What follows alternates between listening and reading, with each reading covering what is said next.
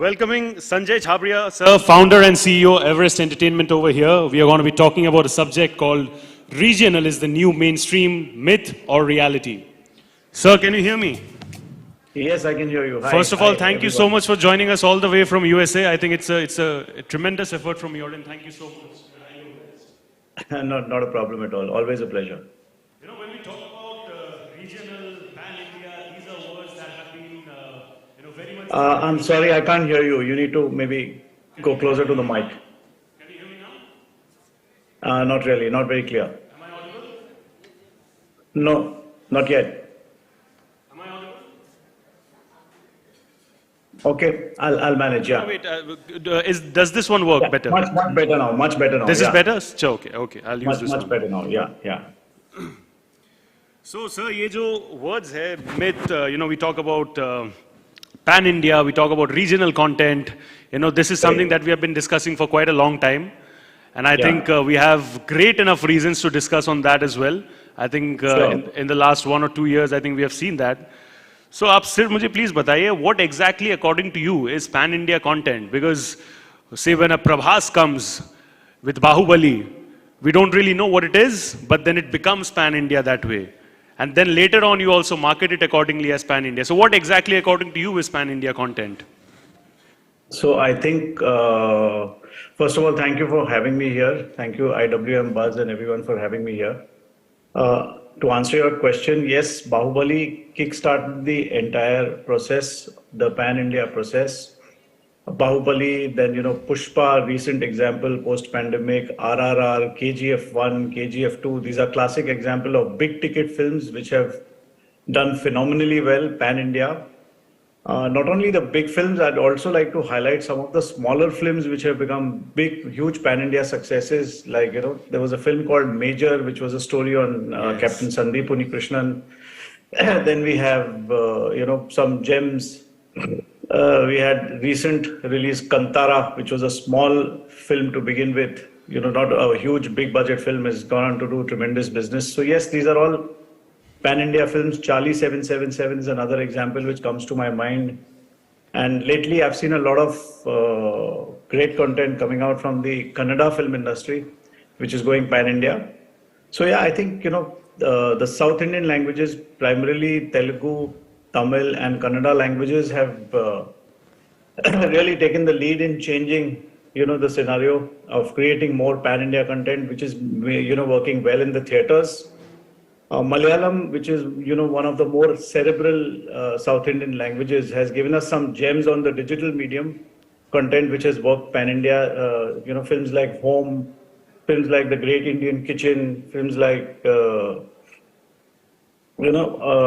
Minnal Murli. These are some of the examples which have worked really well on the digital platforms, pan-India.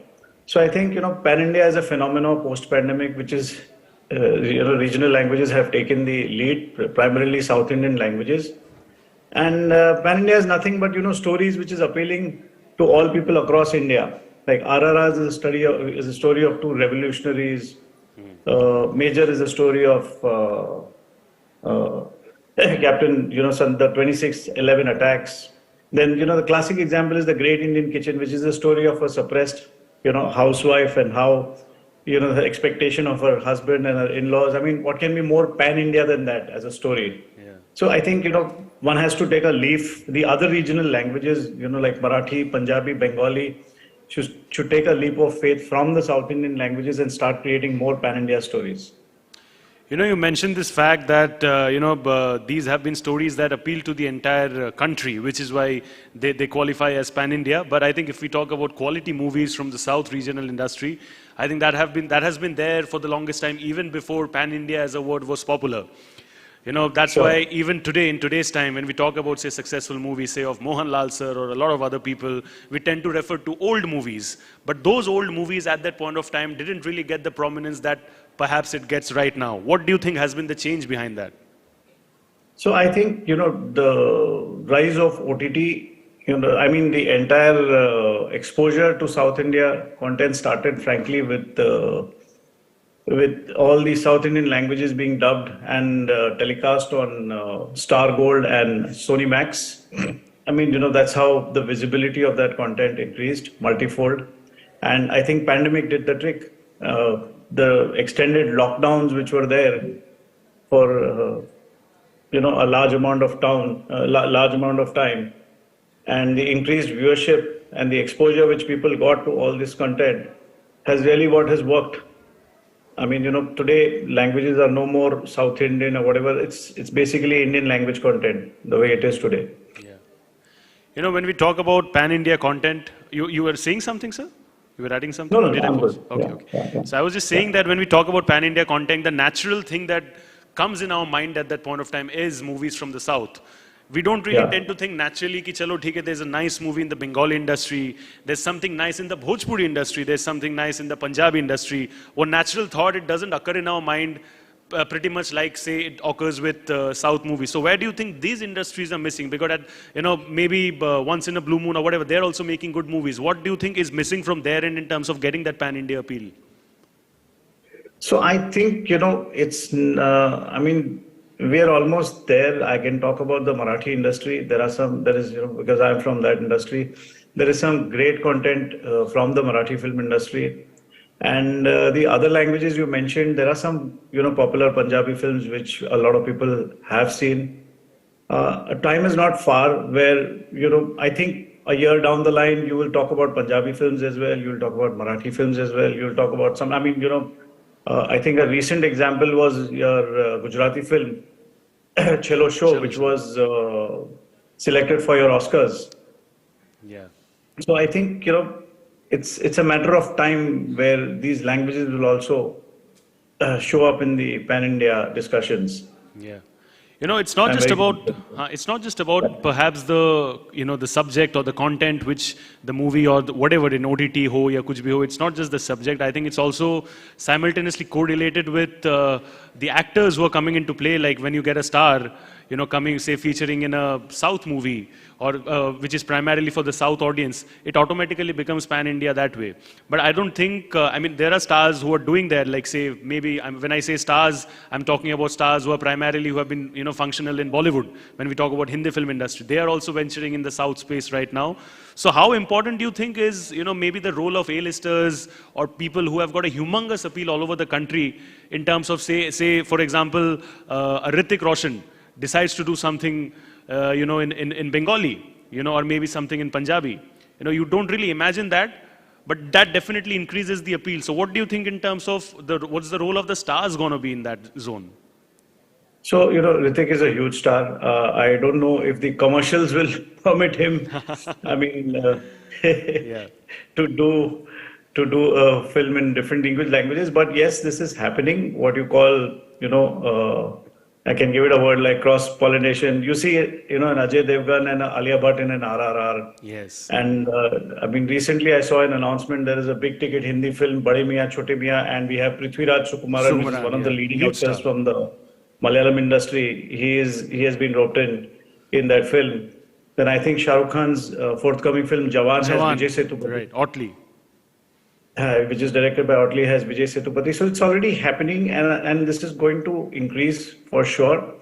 And I mean, we are all familiar with all the South Indian actors today. Yeah. I mean, 4 years back, 5 years back, if you asked me, I couldn't count 10 names from the South Indian industry. Today, we know each and everybody. Yeah. So Sir, this is- please continue.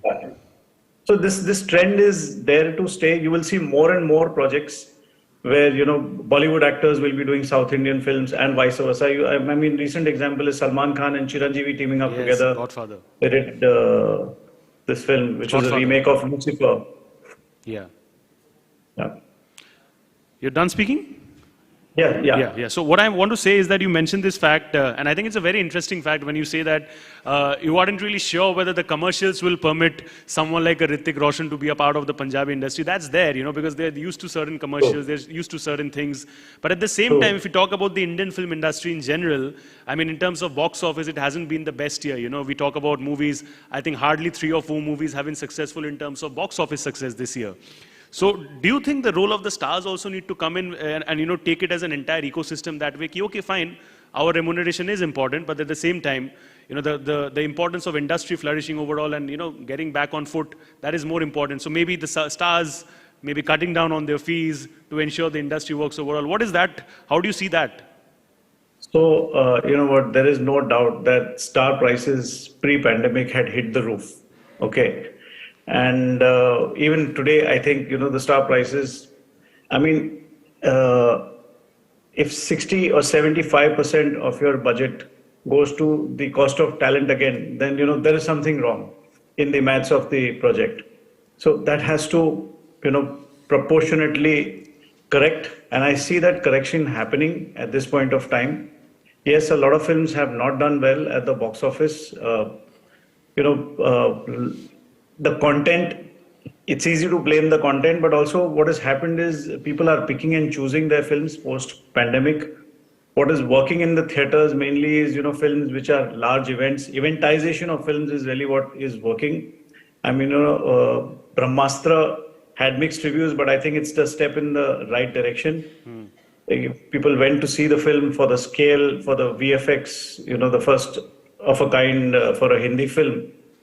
So star prices definitely need to come down, need to come to more practical levels if the industry has to survive. And that's the way it has to be. Yeah. When we talk about pan-India content, it means that, we are bringing all the industries together into one. We are culminating them into one overall. So does that also simultaneously remove the concept of regional? Is regional no longer regional, and is regional slowly, say, merging into, like there's nothing like, say, a Bengali film. It's an Indian film at the end of the day. When we talk about, say, movies of India, the perception, say, in abroad countries, say, the perception of Indian movies abroad, I don't think they look at it as, say, a Bengali movie or, say, a South movie. They look at it as an Indian movie. You're getting what I'm saying, right, sir? So yes, some time back it was all about Bollywood, not anymore. Like I said earlier, South has taken the leap, but we are soon going to be recognized as the Indian film industry only, and Indian films only. I mean, and I think the divide between regional and national, Bollywood is soon ending. If you look at the Ormax ratings of the most popular actors today across India, the top 10 actors, in the male actors, there's only one Bollywood star, Akshay Kumar, which features in them. I think, the most popular star pan-India is Thalapathy Vijay, if I'm not mistaken. Yes. I think the Bollywood actresses are doing better. We have three of them, probably Alia Bhatt, Deepika Padukone, and I think Katrina Kaif. But the most popular actress, female star, I think pan-India is Samantha. So, regional is no more regional. It's crazy. The things have changed very, very rapidly. Yeah. So you need to change. Why, sir? Where do you see this change going? Maybe say in the next 2 years, 3 years? Because as you said, the change is really rapid. Are we adapting quickly enough to kind of get used to that change? Yes, the change is it's going to get bigger and bigger. Regional is definitely going to get bigger and bigger. And I think Bollywood also, we may not have had a great year now, but I think it will definitely bounce back come 23, come 24. And you will see a lot of more South actors being roped into Bollywood films and vice versa, and, across languages. But yes, to answer your question, this phenomenon is going to get bigger and bigger. As far as content is considered, sir, we always say that content is king, and that has to be, that's the basic fundamental that you need to get right. Everything can, come and go, but that is the most important, that's the core. But what if I have to ask you that in terms of content, what according to you think works in regional TV in today's time? In regional TV, television? Yeah. So television, I think, be it Tamil television, be it Marathi television, be it Bengali television or any regional languages, I think fiction is ruled by women. It's absolutely women power all over. I mean, if you look at the most popular, the number one rated show in Tamil, it's a story of a female protagonist. Then there is in Marathi, the top ranked show is Ai Kuta Kai Karte. And then there is a Bengali show I'm sorry, Anupama, for example, the Hindi show is Yes. a remake of a Bengali show, Yes. and the Marathi version of it is also, a remake. So, television is dominated completely by, story of dark complexioned women, story of a suppressed housewife. I think, we are still in the fiction space. That is what is ruling the roost across all regional languages. When we talk about adapting to changes, I think it's very important that you also understand, make a SWOT analysis and understand what is your strength and what is your weakness. So according to you, what are the innovations that perhaps, the creators should go forward with in terms of ensuring what they're doing is also simultaneously working. Of course, you cannot have guaranteed results, but at least you need to strive for that, right? So, and in that process, what do you think are the challenges that they're going to face when they look forward to doing something like that? So I think KGF is a classic example how the Kannada, someone from the Kannada industry, Hombale Films took that leap of faith and they made that movie uh, at a budget of I think 60 or 75 crores at that point of time when there was no market available. So that film created the market.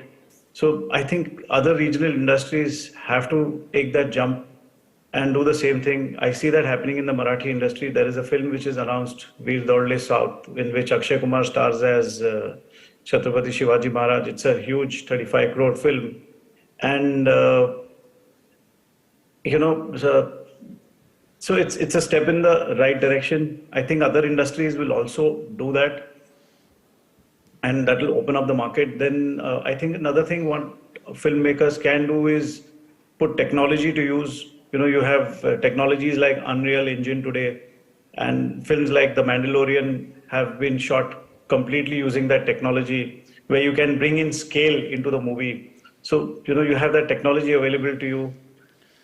One has to, look in that area as well.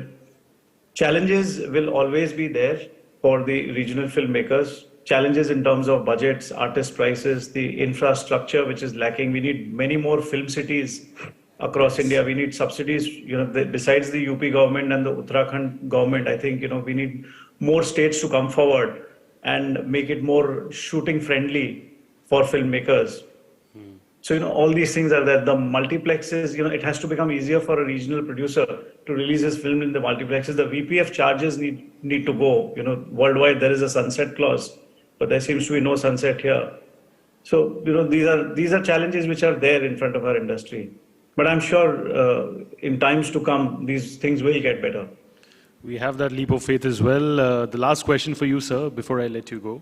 What do you think and how do you think Everest Entertainment is going forward in terms of promoting regional content and perhaps turning it into pan-India content? So we are doing a lot of, we have primarily been, we are a film studio which is specialized in Marathi films. We have done over 25 films. We own content of over 250 films. We recently acquired the Dada Konke collection, which was not yet shown on television or on digital. And we started our Gujarati film a week back, so which is a remake of a Tamil film. We're doing 4 projects in the Marathi space. We're doing a film called Maharashtra Shahir, which is the story of the Bard of Maharashtra, based on Shahir Sable, which has music by Ajay Atul. So, that I look at that as pan-India content for me. And yes, we are in search of stories today, which will work theatrically, not only in the Maharashtra market, but, pan-India as well. I mean, it'll also help us if you're doing big ticket films, then, we need to think pan-India. It's like, you go to an OTT platform today, you go to a Netflix or you go to a Amazon, they tell you, we want content which will cater not only to India, but to 186 countries. So I think, as a filmmaker, as a studio, you have to start thinking on those lines, that you have to start creating content which is not only going to work in the Maharashtra state, but it has to work, pan-India. That's the way we have to greenlight our projects. Well, I hope that with Everest Entertainment, your success quotient is as high as Mount Everest as well. Thank you so much. All the best. And thank you so much for joining. Can we please have a huge round of applause for him? He's joined all the way from USA. Thank you so much, sir. It's a pleasure.